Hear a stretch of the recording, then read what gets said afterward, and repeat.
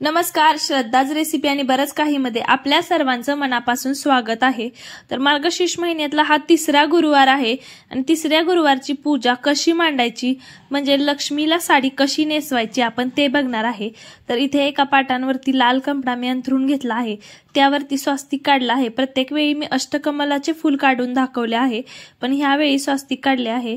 बरेच जण स्वास्तिक सुद्धा काढतात, तर स्वास्तिक काढण्याची पद्धत दाखवलेली आहे आणि त्यानुसार आता आपण महालक्ष्मीला म्हणजेच कलशला साडी कशी घालायची आणि साधी सोप्या डेकोरेशन कलशचे मार्गशीर्ष महिन्यातली पूजा एकदम उत्कृष्ट आणि सुंदर दिसण्यासाठी सिंपल असं मी सांगितलेलं आहे। तर चला बघूया। इथे एक डब्बा घेतलेला आहे मी, त्या डब्यामध्ये मी खाली दुसरं सामान ठेवून घेतलेलं आहे। त्यावरती एका पातेल्यामध्ये मी तांदूळ भरून घेतलेले आहेत, त्याच तांदळामध्ये मी कलश ठेवलेला आहे आणि हा कलश व्यवस्थित असा रोवून घेतलेला आहे। त्याच्यामध्ये कलशाला काठी बांधून घेतलेली आहे, त्यामुळे आपली साडी व्यवस्थित चापून चोपून बसेल, हलणार नाही। तर मस्त अशी ही साडी घालण्यासाठी कलशाला काठी तुम्ही नक्कीच बांधून घ्या। तर इथे आपला कलश असा मस्त ठेवून घेतलेला आहे। त्यानंतर त्याला कलशाला पूजा करून घेतलेली आहे त्याची। त्यामध्ये आपल्याला स्वास्तिक काढून घ्यायचं आहे, हळदी कुंकू लावून घ्यायचं आहे। तर कलशामध्ये पाणी होतं, त्यामध्ये पैसा आणि आपल्याला सुपारी टाकून घ्यायची आहे। त्यावरतीच आपल्याला हा नारळ लावून घ्यायचा आहे। आता नारळ लावून घेतला की मी जी तुम्हाला दाखवलेली आहे साडी, त्या साडीची घडी कशी करायची ते तुम्ही नक्की बघा आणि सेम तसंच तुम्ही सुद्धा करा। तर फार ते सोप्या पद्धतीने होईल आणि तुम्हालाही ते अवघड जाणार नाही। गुरुवारी साडी नेसणे ही एक शुद्धता आणि आदर व्यक्त करण्याचे एक परंपरागत आणि धार्मिक संकेत सुद्धा आहेत। महालक्ष्मीला साडी अर्पण करत असताना त्याचे सौंदर्य आणि पवित्रता हे लक्ष्मी मातेच्या कृपेची प्राप्ती करत असतात असे मानले जाते। तर लाल, सोनेरी, पिवळा किंवा गुलाबी रंग हे शुभ मानले जातात।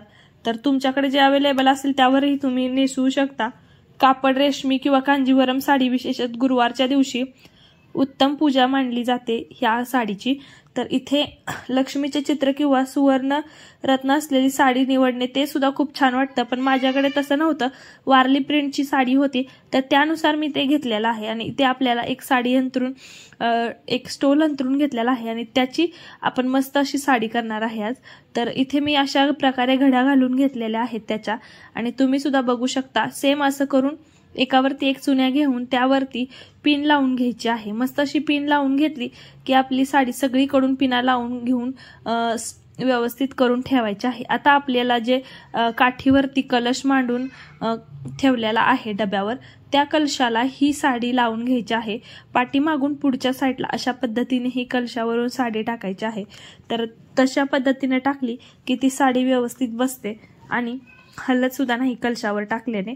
तर गुरुवारी महालक्ष्मीची पूजा केल्याने विशेषत पुण्य मिळते। लक्ष्मी मातेची आराधना केल्याने घरातील संपत्ती, समृद्धी, सुख, शांती वाढते आणि आपल्याला धन दौलतसाठी सुद्धा गुरुवारची मार्गशीर्ष महिन्यातली पूजा केलेली चांगलीच असते।